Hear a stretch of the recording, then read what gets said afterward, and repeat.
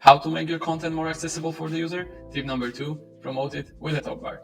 The top bar is a low profile bar on top of the website, usually right between the menu and the browser window.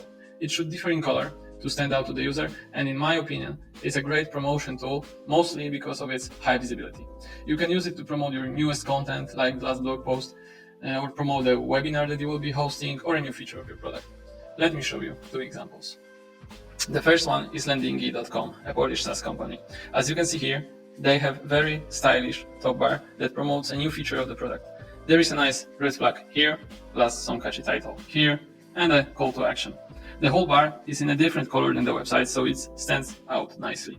Since we developed it, I can say that it has some pretty nice options, like it can be used globally on the website or just on some pages. The client can set the time frame, so for example, it can disappear today at midnight, and of course, the link, text, colors, and buttons can be configured.